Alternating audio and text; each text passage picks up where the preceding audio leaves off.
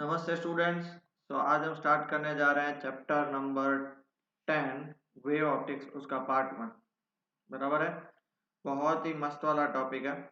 ठीक है, इसमें पीछे के थोड़े बहुत पार्ट कट हैं, तो हम नहीं करेंगे। रिजोल्यूशन पावर और वो सब चीज़ें हैं। ठीक है, तो हमारा मेन फोकस रहेगा, ये फटाफट से करें।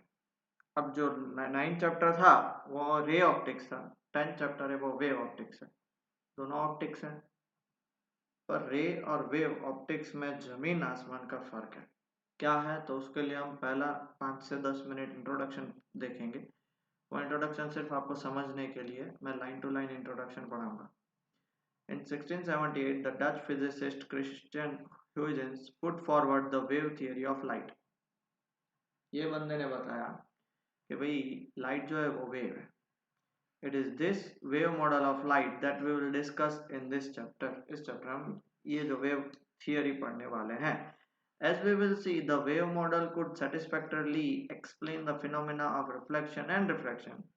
However, it predicted that on the refraction, if the wave bent towards the normal, then the speed of light would be less in the second medium. Wave theory क्या एक्सप्लेन करती है? Reflection और refraction का। But एक चीज है कि अगर वो नॉर्मल की तरफ बैंड होती है तो ऑब्वियसली उसकी स्पीड ऑफ लाइट दूसरे मीडियम में कम हो जाएगी। This is in contradiction to the prediction made by using the corpuscular model of light. पुराना जो मॉडल था वो मॉडल से हम ये चीज एक्सप्लेन नहीं कर पा रहे थे। It was much later confirmed by experiments where it was shown that the speed of light in water is less than speed of light in air, confirming the prediction of the wave model. अब देखो 1678 में Huygens ने ये बताया था। उसने बोला कि भाई वो सिंस वो बैंड हो रही है इसलिए उसकी स्पीड ऑफ लाइट एक मीडियम से दूसरे मीडियम में अलग होगी। बट सब पुराना मेथड पकड़ के चल रहे थे और एक्सपेरिमेंटली प्रूव नहीं था।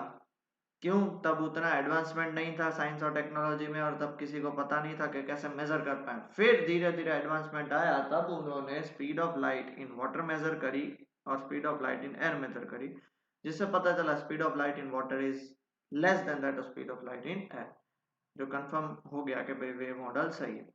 फोकल्ट करके बंदा था जिसने ये एक्सपेरिमेंट 1850 में करे थे। मतलब अप्रोक्सीमेटली समझ लो ना, 250 साल बाद ये क्लियरिफाई हुआ। ओके, तब तक ऐसा ही माना जाता था भाई ह्यूजेंस पागल है, पागल है। पुराना कॉर्पस्कुलर मेथड मतलब पुराना मेथड चल रहा था। ठीक है। The wave theory was not really accepted primarily because of Newton's authority and also because light could travel through vacuum, and it was felt that wave would always require a medium to propagate from one point to another. दो चीजों की वजह से wave theory को क्या बोलता है, explain नहीं, एक्सेप्ट नहीं किया गया। पहला रीजन था ये न्यूटन। न्यूटन वैसे भी आपको किसी को भी नहीं पसंद है, मुझे भी नहीं पसंद है, चोर था ऐसा कहा जाता है। चोरी करी थी सब हमारे शास्त्रों में से उठा के उसने खुद के ट्रांसलेट करके बना दिया। दूसरा रीजन के तब जमाने में ऐसा मानता था कि भाई किसी भी चीज को ट्रैवल करने के लिए मीडियम चाहिए, एक जगह से दूसरी जगह पे जाने के लिए। Okay, because light could travel through vacuum and it was felt that a wave would always require a medium to propagate from one point to another. Waves जो हैं वो एक मीडियम के थ्रू ही होते हैं, और लाइट तो वैक्यूम से भी पास होता है जहाँ पे कुछ भी नहीं है, तो दोनों कॉन्ट्राडिक्शन हो गए। However, when Thomas Young performed his famous interference experiment in 1801, Young interference experiment, it was firmly established that light is indeed a wave phenomena. और तब ऐसा माना गया 1801 में कि भाई अब तो लाइट पक्का वेव है। The wavelength of visible light was measured and found to be extremely small. Young's के एक्सपेरिमेंट से वेवलेंथ ऑफ विजिबल लाइट फिर फाइंड करी, तो पता चला कि भाई example the wavelength of yellow light is about 0.6 micrometre. Because of the smallness of wavelength of visible light in comparison to the dimension of typical mirror lens, light can be assumed to be approximately travel in straight line. अब देखो 0.6 micrometer मतलब कितना हुआ पता? 0.6 into 10⁻⁻⁶ metre. ये yellow colour की light की wavelength है। अब जनरली मिरर होंगे वो कम से कम 1 सेंटीमीटर 2 5 10 सेंटीमीटर के तो होंगे, लेंस होगी तो इतनी तो होगी। उसके कंपैरिजन में ये मीटर वो भी 10⁻⁶, वो तो काफी छोटा ही है। इसलिए ऐसा माना जाता है कि जो वेव्स हैं वो अप्रोक्सीमेटली स्ट्रेट लाइन में ट्रेवल करती है। This is the field of geometrical optics which we had discussed in the previous chapter, और हमने ये लास्ट चैप्टर में देख लिया। वेव्स लाइट सीधी आ रही है विदाउट एनी बेंडिंग। हाँ, रिफ्लेक्शन रिफ्रैक्शन के बाद होता है, बट वो तो पहले आ रही है, तब तो वो स्ट्रेट ही आ रही है, बराबर। After the interference experiment of Young in 1801, for the next 40 years or so, many experiments were carried out involving the interference and diffraction of light waves. And these experiments could only be satisfactorily explained by assuming a wave model of light. फिर धीरे धीरे देखो, interference का पहला experiment 1801 में young ने किया, फिर नेक्स्ट 40 साल तक बहुत सारे इंटरफेरेंस और डायफ्रैक्शन इंटरफेरेंस और डायफ्रैक्शंस पे बहुत सारे एक्सपेरिमेंट हुए जो सिर्फ और सिर्फ वेव मॉडल से ही एक्सप्लेन किए जा सकते थे, और कोई मॉडल से नहीं होता था। Thus, around the middle of the 19th century, the wave theory seemed to be very well established. फिर फाइनली भाई हाँ ठीक है, वेव थियरी को हम मानते हैं, ऐसा बोला गया। समझ तो पा रहे हो ना? Wave theory wave theory wave theory मैं बोल रहा जा रहा हूँ। ये इंटरफेरेंस डायफ्रैक्शन क्या है वो हम सब इसमें पढ़ेंगे, बट आपको बेस तो पता होना चाहिए ना कि भाई क्या हुआ था। कोई भी चीज की हिस्ट्री पढ़ो तो आप इजीली आइडेंटिफाई कर सकते हो। The only major difficulty was that since it was thought that a wave required a medium for its propagation, how could light wave propagate through vacuum? तब तक किसी को भी नहीं पता था कि भाई वो वैक्यूम, ऐसा ही मानते थे वैक्यूम में कुछ है जिससे वो पास होके आता था, और उस मीडियम को वो लोग ईथर मानते थे, ईथर मानते थे। फिर आया बंदा हमारा मैक्सवेल भाई। Maxwell put forward his famous electromagnetic theory of light. Maxwell had developed a set of equations describing the law of electricity and magnetism. Using this equation, he derived what is known as the wave equation, from which he predicted the existence of electromagnetic waves. हमने 8th chapter में देख लिया, बराबर। Maxwell ने बताया कि भाई electromagnetic waves होती है, और वहां पे हमने देखा कि वहां पे हमें मीडियम नहीं चाहिए। From the wave equation, Maxwell could calculate the speed of electromagnetic wave in free space, and he found that the theoretical value was very close to the measured value of speed of light.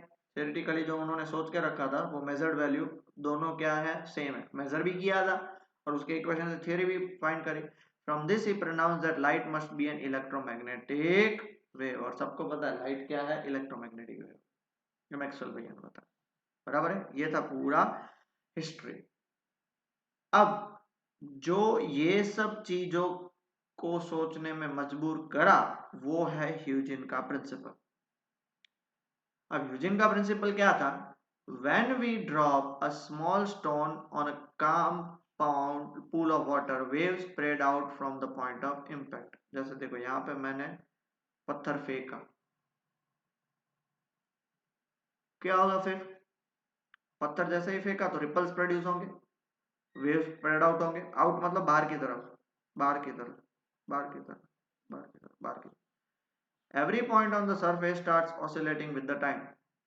अब देखो, अब ये जो मैंने पहला circle बनाया, इस circle पे जितने भी पॉइंट्स होंगे वो एक ही टाइम पे ऑसिलेट होंगे। ये देखो दूसरा सर्कल बनाया, ये तीसरा सर्कल बनाया, ये चौथा सर्कल बनाया, मतलब इस हर एक पॉइंट पे, इस सर्कल पे जितने भी पॉइंट्स होंगे वो सब सेम। ये फर्स्ट सर्कल पे जितने पॉइंट्स होंगे सब सेम टाइम में, दूसरे पॉइंट पे जितने पॉइंट, दूसरे सर्कल पे जितने पॉइंट्स होंगे सब सेम टाइम में ट्रैवल करेंगे, तभी तो आपको वेव दिख रही है ना, वरना एक आगे पीछे हो जाए तो वेव तो दिखेगी नहीं।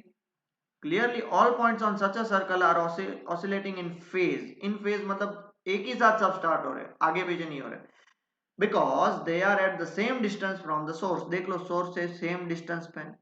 फेज सेम फेज क्यों होंगे? बिकॉज दोनों, जैसे मान लो कि मैंने और आपने यहाँ से बुध से गाड़ी स्टार्ट करी और हम गांधी धाम भी साथ में पहुंचे, 10 बजे स्टार्ट किया और 11 बजे यहाँ पे पहुंचे, मतलब जब दोनों साथ में स्टार्ट किया दोनों साथ में वहां पे पहुंचे, कितना डिस्टेंस है? मान ले 60 किलोमीटर दोनों ने ट्रैवल किया, तो हम दोनों सेम फेज में, आगे पीछे नहीं है। हाँ, अगर मेरे पास खटारा गाड़ी है और आपके पास मर्सिडीज बेंज है तो आप 10:30 बजे पहुंच जाओगे, मैं ठिशुम ठिशुम ठिशुम करते 11 बजे तक आऊंगा। क्या बता रहा है ये चीज? ये चीज हमें बता रहा है कि भैया सेम फेज में होने के लिए हमें क्या करना पड़ेगा, डिस्टेंस, देखो सेम डिस्टेंस पे वो होंगे। Such a locus of points, such a locus of points which oscillates in phase, locus of points मतलब collection of all points which oscillate in phase is known as wave front। ये हर एक जो मैंने circle बनाया है वो सब क्या है, वेव फ्रंट है। तो वेव फ्रंट को कैसे डिफाइन करा जाता है, तो ये वेव फ्रंट की डेफिनेशन है। thus the wave front is defined as the surface of constant phase, constant phase उसकी डेफिनेशन पीछे है। क्या होगा बेटा, कांस्टेंट फेज मतलब जहां पे सारे पार्टिकल एक ही फेज में होंगे। And the speed with which the wave front moves outward, बाहर निकल रहा है जिस स्पीड से, from the source is called the speed of the wave.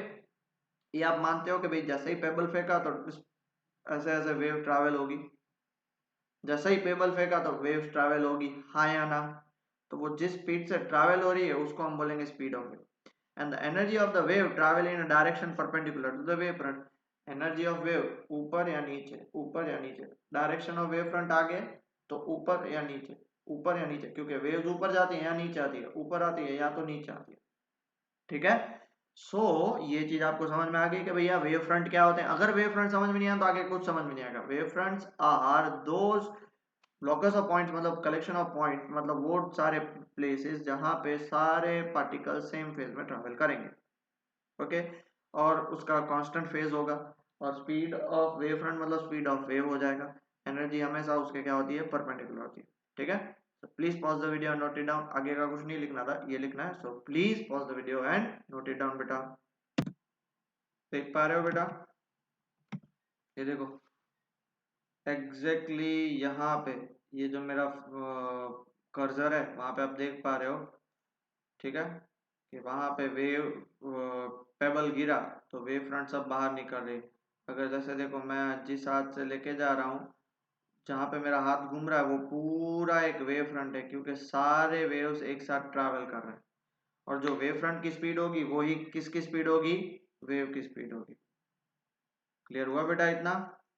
ठीक है, ओके, तो उसको अब हम आगे डिटेल में समझते हैं, आगे डिटेल में समझते हैं। ठीक है, अब मान लो if we have a point source, if we have a point source, point source मतलब देखो यहाँ से पॉइंट सोर्स समझ लेते हैं, ये पॉइंट सोर्स है।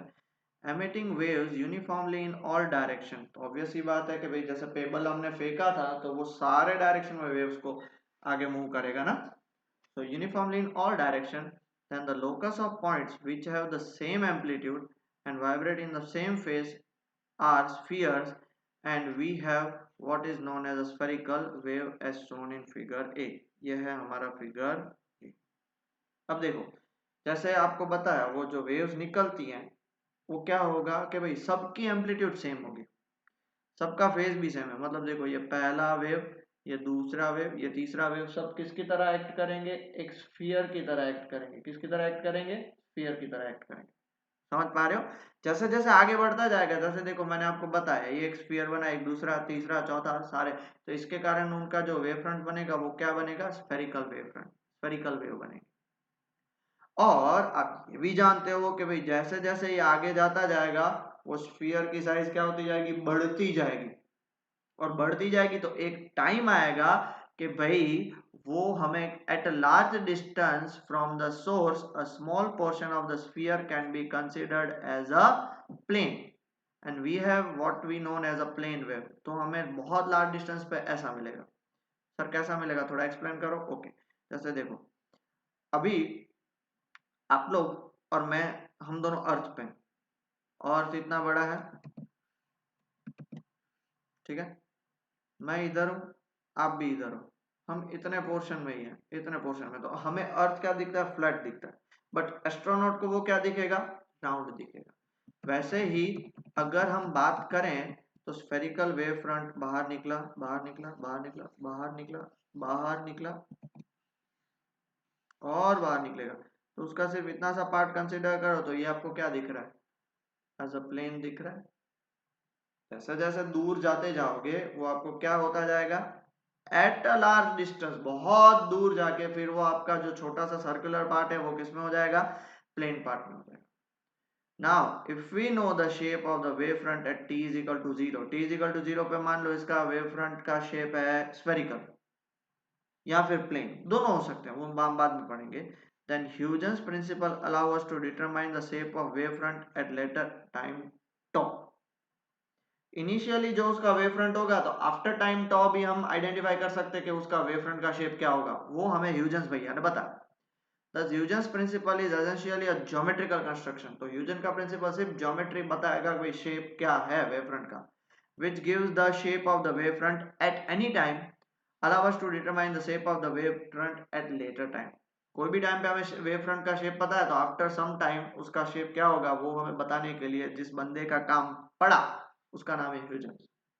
वेवफ्रंट क्या है पता है ना, वेव फ्रंट, वेव्स जैसे जैसे आगे बढ़ती जाएंगी तो वो अपना शेप बनाएंगे, उसे उसको बोलेंगे shape of the wave front.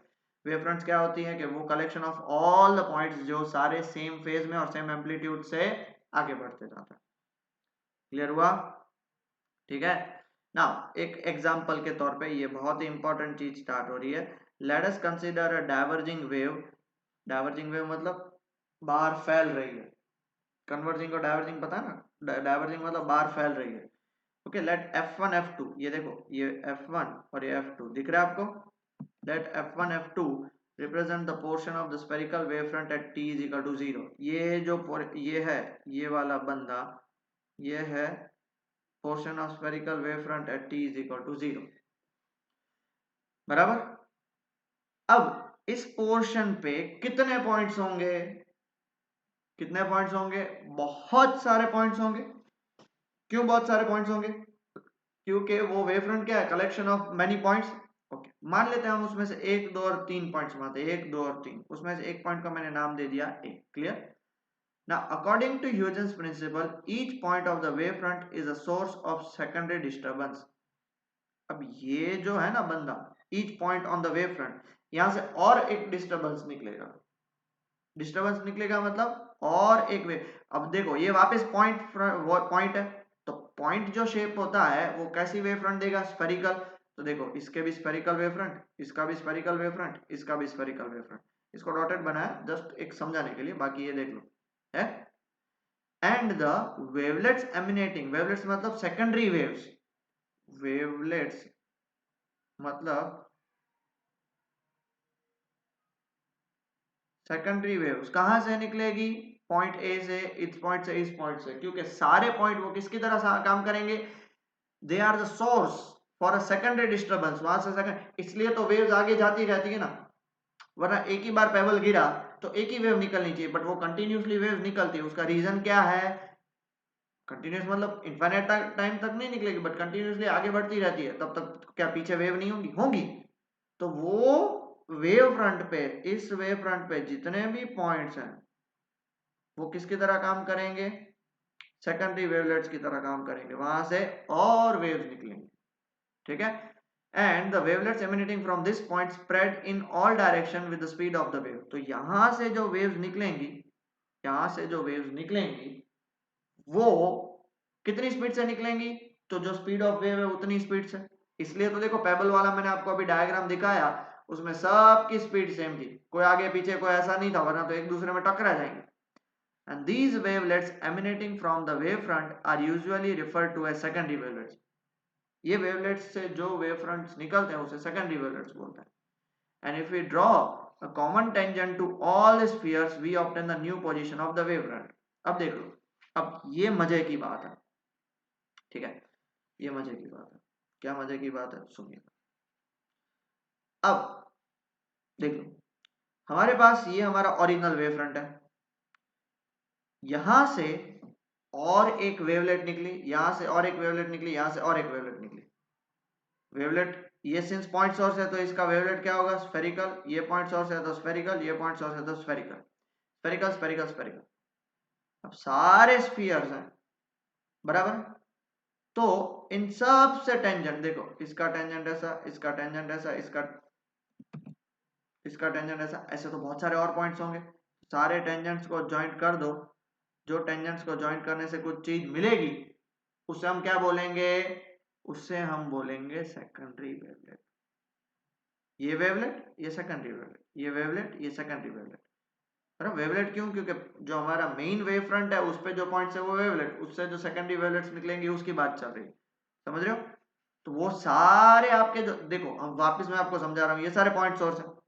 अब पॉइंट सोर्स है मतलब यहाँ से जो भी इससे सेकेंडरी वेवलेट्स निकलेंगी वो स्फेरिकल होंगी, स्फेरिकल होंगी मतलब उससे टेंजेंट ड्रॉ कर दो तो आपको क्या मिला, G1 G2 मिला। देखो G1 G2 मिला। हाँ सर, उसके साथ साथ D1 D2 भी मिला, क्योंकि आगे पीछे दोनों साइड हो गए ना, वेवलेट्स ऐसे निकलेंगे। बट इसमें एक थोड़ा सा ट्विस्ट है, हम पीछे वाला पार्ट नहीं लेते हैं, ओनली आगे वाला पार्ट लेते हैं। क्यों नहीं लेते हैं, क्यों लेते हैं वो मैं आपको समझाता हूँ, पर पहले इतना तो क्लियर हो गया।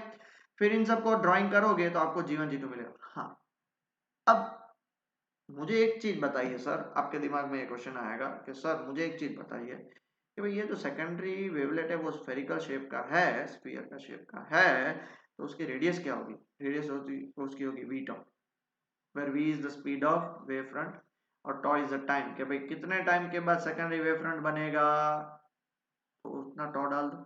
जितने टाइम के बाद करोगे तो उतना उसका टाइम बढ़ता जाएगा, मतलब उस कितना ही उसका डिस्टेंस, क्योंकि डिस्टेंस का फॉर्मूला क्या होता है, स्पीड इनटू टाइम, और रेडियस भी एक टाइप का क्या है, ये radius is equal to speed into time. Speed कितना है इसकी, v, और टाइम है टॉ, मतलब इसका रेडियस ये हो जाएगा। देखो इसमें तो आगे पीछे दो है, क्लियर हुआ।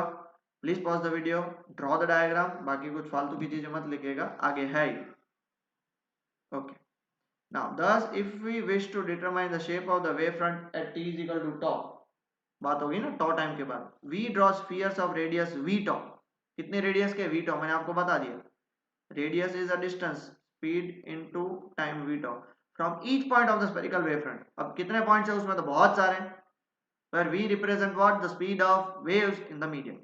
If we now draw a common tangent to all the points, we obtain the new position of wavefront, और ये हमें न्यू वेवफ्रंट मिलेगी कहां पे, ये हमें न्यू वेवफ्रंट मिलेगी कितने टाइम के बाद मिलेगी, at time t is equal to, at time t is equal to tau. समझ में आया, क्योंकि इसीलिए तो देखो ना, टॉ टाइम के बाद उसका डिस्टेंस इतना हुआ, वरना तो होता नहीं। ठीक है, ओके। हाँ, from each point on the spherical wavefront where v represents the speed of medium, if we now draw a common tangent to all the spheres, we obtain the new position of wavefront at t is equal to, and the new wavefront shown as G1 G2 in figure is again spherical with point O as the center। ये भी देख लो वापस spherical, इसका centre क्या होगा, O। ये जो हमारी M1 F1 F2 है उसका भी सेंटर O है, तो G1 G2 उसका भी सेंटर क्या होगा, O होगा। सर D1 D2 क्यों नहीं लिखा, लिख रहा हूं, बताओ बताओ। The above model was has one shortcoming, one shortcoming मतलब सर D1 D2 का क्या होगा, मतलब आगे भी जाएगा पीछे भी जाएगा, सर ये समझ में नहीं आ रहा। तो we also have a back wave which is shown as D1 D2। देख लो बैक वेव, आपने डायग्राम बनाया होगा तो बैक वेव D1 D2 भी है, बट वो क्या बनाई है, डॉटेड बनाई है। क्यों डॉटेड बनाई है, Huygens argued that the amplitude of the secondary wavelet is maximum in the forward direction and zero in the backward direction। ये जो चीज है ना, ये समझ लो, फॉरवर्ड डायरेक्शन में उसकी एम्पलीट्यूड मैक्सिमम होगी, और बैकवर्ड डायरेक्शन मतलब D1 D2 उसकी वो क्या बोलते हैं, एम्पलीट्यूड मिनिमम होगी। एम्पलीट्यूड का फॉर्मूला उन्होंने दिया था cos स्क्वायर थीटा बाय 2। आपकी बुक में नहीं दिया हुआ है बट फिर भी मैं बता रहा हूं, ये जो फॉर्मूला है ना I0, it is the amplitude. Amplitude is directly proportional to cos square theta by 2। अब थीटा इज व्हाट, ये याद रख लेना, theta is angle made by wave front with original wave.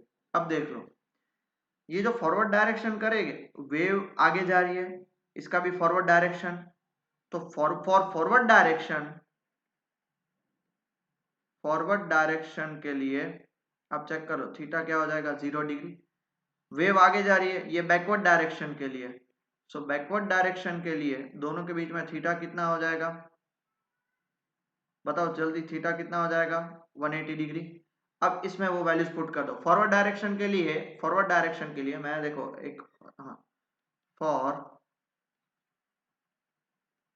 Forward direction theta is equal to 0 degree, तो I0 is directly proportional to cos square theta by 2, तो I0 is directly proportional to cos square 0, 0 by 2 is वो क्या होगा, I0 is directly proportional to I cos square theta by 2, I एक चीज लिखना भूल गया, I cos square theta by 2, हाँ कहाँ गए हम, ये सॉरी, हाँ क्या होगा, I cos square 0 is maximum, तो I0 is maximum, but for backward direction, ये आपको गुजरात बोर्ड की पुरानी बुक में मिलेगा बट नई बुक में नहीं है, theta is equal to 180 degree, तो I0 is directly proportional to I cos square 180 by 2, 180 by 2 is 90, so I0 is directly proportional to I cos square 90 is 0, I0 is equal to 0 मतलब क्या हो गया, backward direction में तो भाई कुछ होगा ही नहीं, देख लो बैकवर्ड डायरेक्शन में इसलिए कुछ नहीं होगा, और यही चीज से हमारे ह्यूजेंस भैया ने बताया था, by making this ad hoc assumption Huygens could explain the absence of the backward. However, this ad hoc assumption is not satisfactory and the absence of back wave is really justified from more rigorous wave theory, जो मैंने आपको बताई, I0 is directly proportional, I is directly proportional to, एक छोटी सी और गलती होगी, I is directly proportional to I0 मतलब original, I is the intensity, I is directly proportional to I0 cos square theta by 2, हाँ ये है बराबर, for forward theta is equal to 0 degree, for backward 180 degree. In a similar manner, we can use Huygens principle to determine the shape of the wavefront for a plane wave also. Plane wave के लिए भी हम use कर सकते हैं, ये देखो ये प्लेन वेव है बराबर है, time t is equal to 0, इसमें 4 पॉइंट्स है, हर एक 4 पॉइंट्स में से क्या निकलेगा, स्फेरिकल वेव फ्रंट्स निकलेंगे, देखो पॉइंट्स हैं तो पॉइंट में से तो स्फेरिकल वेव फ्रंट ही निकलेंगे, after time tau with velocity v तो उनकी रेडियस v टॉ हो जाएगा, सब स्फीयर से आप क्या करो, एक टेंजेंशियल लाइन ड्रॉ कर दो, तो g1 g2 मिलेगा बराबर है, तो पैरेलल था दैट इज लाइन थी, तो नेक्स्ट वेव फ्रंट भी लाइन ही मिला, इसको प्लेन वेव फ्रंट बोलते हैं, और ये चेक करो पहला वेव फ्रंट हमारा स्फेरिकल था, तो आफ्टर टाइम टॉ वो भी क्या मिला, वो भी क्या मिला हमें बेटा, वो भी हमें स्फेरिकल ही मिला, क्लियर हो गया, क्लियर हो गया बेटा, देख लो, हाँ ये आपको अच्छे से पता चल जाए इसलिए, डन, कुछ प्रॉब्लम, ठीक है, so please pause the video, ये प्लेन वेव फ्रंट के लिए ह्यूजेंस का प्रिंसिपल बहुत ही इंपॉर्टेंट है थियरी के लिए, ये पूरा मैंने आपको डिटेल में एक्सप्लेन किया, एक बार दो बार रीड करिएगा, प्लीज नहीं पता चले तो जब आप आओ टेस्ट देने के लिए या फिर मुझे व्हाट्सएप कर दीजिएगा तो मैं आपको एक्सप्लेन कर सकता हूँ, ठीक है बेटा, ओके, कितना टाइम हुआ, 28 मिनट्स हो गई है, ओके, सो आज का इंट्रोडक्शन लेक्चर हम यहीं पे छोड़ते हैं, मैं ज़्यादा कोई क्या बोलता हूँ नहीं कराऊंगा, मुझे आज लेना था reflection, but reflection as well as refraction का एक्सप्लेनेशन यूजिंग ह्यूजेंस प्रिंसिपल हम नेक्स्ट लेक्चर में हम ले लेंगे, जिससे क्या आपको पूरा कॉन्सेप्ट क्लियर हो सके, और इसमें सिंस पीछे वाला पार्ट कट है इसलिए हमारा ट्राई करेंगे कि जल्दी खत्म हो सके, और मैं अभी ट्राई कर रहा हूँ कि डेली के वीडियोस भेज सकूं, but I have to manage many things, इसलिए थोड़ा सा प्रॉब्लम आ रहा है, but yes I will definitely try कि रोज वीडियोस आए, सिर्फ 30 मिनट्स के अंदर के ही, तो आपको क्या है रोज का रोज डेली का डेली भी हो सके, आपकी टेस्ट का भी आप प्रिपेयर कर सको और सब कुछ बैलेंस से चलता रहे, ठीक है, so please study well and take care बेटा।